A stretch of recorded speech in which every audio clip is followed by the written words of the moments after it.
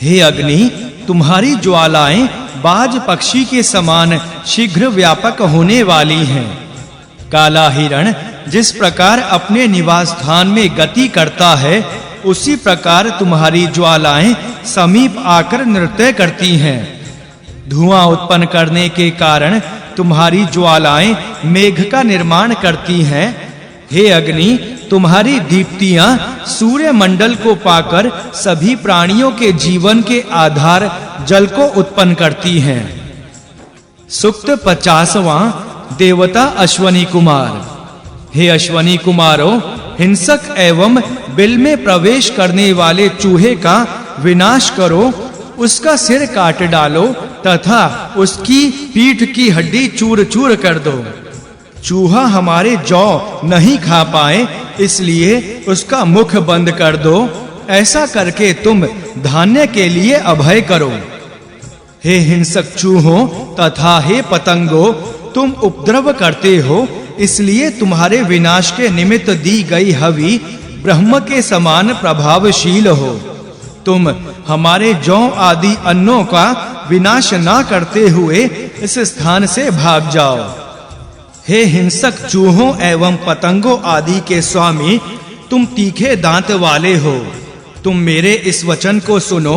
तुम चाहे जंगल में रहने वाले हो अथवा ग्राम में निवास करने वाले हो, हम अपने इस अनुष्ठान द्वारा तुम्हारा विनाश करते हैं। सूक्त 51वां देवता सोम। वायु से संबंधित दशा पवित्र के द्वारा शोधित सोम रस मुख से चलकर नाभि देश में पहुंचता है। वह इंद्र का योग्य मित्र है। संसार की माता जल देवी हमें शुद्ध करे तथा अपने द्रव रूप रस से हमें पवित्र करे, क्योंकि देवता रूप जल स्नान, आचमन एवं प्रक्षेपण आदि करने वाले के सभी पापों को धोते हैं। इसलिए ऐसे जलों में स्नान करके मैं पवित्र होकर यज्ञ कर्म के हेतु उपस्थित होता हूँ। हे जलों के स्वामी वरुण देव, मनुष्य गण जो पाप करते हैं तथा हम सब भी अज्ञान के कारण तुमसे संबंधित धर्मों के विपरीत जो कार्य करते हैं, उस अज्ञान जनित पाप के कारण हमारी हिंसा मत करो। सूक्त 52वां देवता सूर्य एवं गाय। सूर्य देव हमारे प्रति उपद्रव करने वाले राक्षस, पिशाच आदि का विनाश करते हुए पूर्व दिशा में उदय होते हैं। सभी प्राणियों के द्वारा देखे गए और हमारे द्वारा अदृश्य राक्षसों आदि के हंता आदित्य उद्यांचल पर्वत से उदय होते हैं। सूर्य उदय के कारण राक्षसों के विनाश से इस समय हमारी गायें निर्भय होकर गौशाला में बैठी हैं तथा वन के पशु भी अपने अपने स्थान पर निर्भय स्थित हैं। नदियों की तरंग सुख से उठ रही हैं। रात्रि में ना दिखाई देने वाली प्रजाएं सूर्य के प्रकाश में पूर्णतया देखी जा सकती हैं।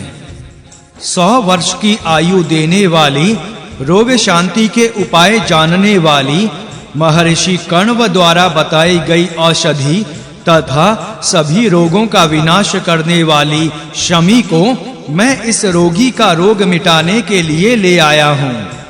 यह शमी रूप औषधि दिखाई ना देने वाले शरीर के मध्यवर्ती रोगों और राक्षस आदि को शांत करे। सूक्त 53वां देवता पृथ्वी आदि। पृथ्वी और आकाश मेरे प्रति अनुग्रह वाले बनकर मुझे मनचाहा फल दे। दीप्तशाली और महान सूर्य दक्षिण दिशा से मेरी रक्षा करें। पितरों से संबंधित एवं स्वधा की अधिष्ठात्री देवी मुझ पर अनुग्रह करें। सोम, अग्नि, वायु, सविता और भग मेरी रक्षा करें।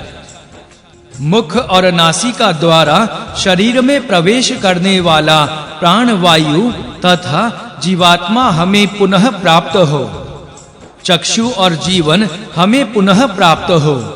संसार भर के मनुष्यों के हितैषी रोग आदि से पराजित ना होने वाले एवं शरीर के पालक अग्नि हमारे शरीर में स्थित रहते हैं। वे रोग के कारण होने वाले सभी पापों का विनाश करें।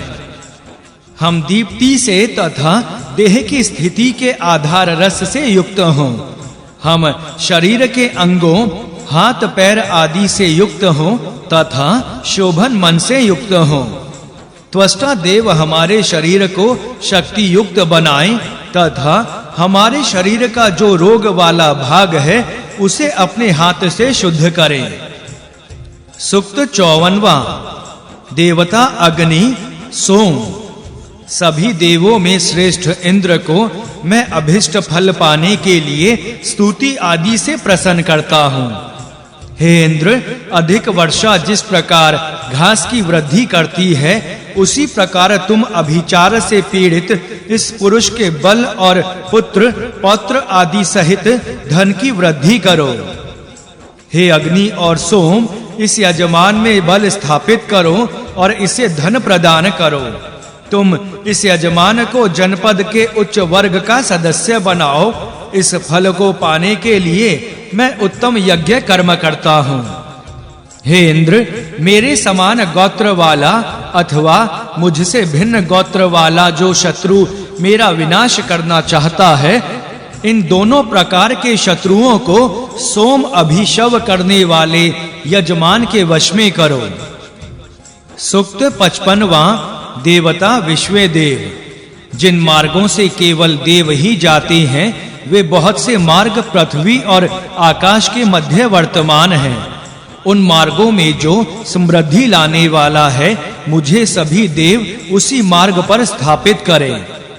ग्रीष्म, हेमंत, शिशिर, वसंत, शरद और वर्षा, इन 6 ऋतुओं के अधिष्ठाता देव हमें सरलता से प्राप्त होने वाले धनों में स्थापित करें। हे ऋतुओं के अभिमानी देवों, तुम हमें गायों एवं पुत्र पौत्र आदि से युक्त करो।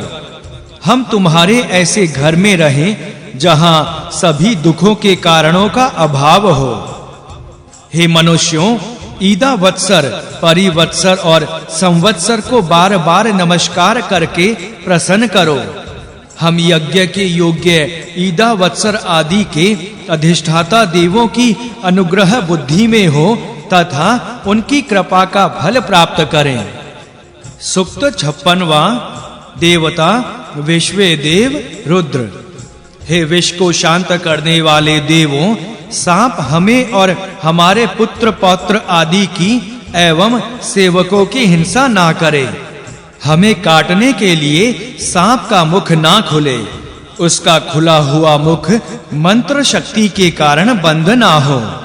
सर्प विष शांत करने में समर्थ देवों को नमस्कार है।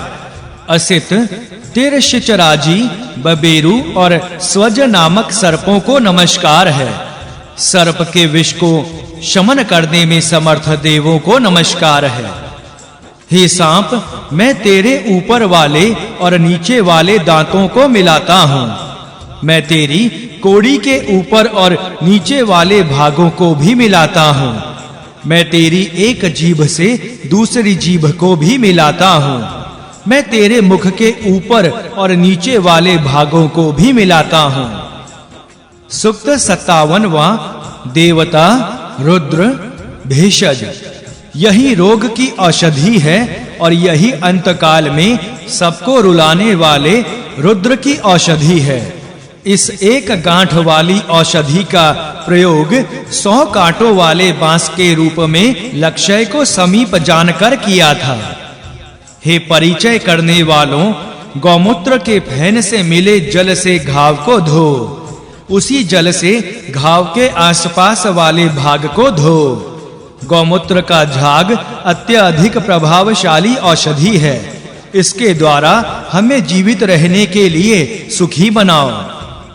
हे देव, हमारे रोग का शमन हो, हमें सुख प्राप्त हो तथा हमारी प्रजा पशु आदि रोगग्रस्त ना हो। हमारे रोग का कारण जो पाप है उसका विनाश हो। समस्त यज्ञात्मक कर्म और स्थावर जंगम रूप औषधि हमारे रोग और पाप का विनाश करने वाली हो। सूक्त 58वां देवता इंद्र आदि। धन के स्वामी इंद्र मुझे यशस्वी बनाएं। ये दोनों धरती और आकाश मुझे यशस्वी बनाएं। सविता देव मुझे यशस्वी बनाएं। मैं यशस्वी बनकर ग्राम नगर आदि में दक्षिणा देने वाले का प्रिय बनूं।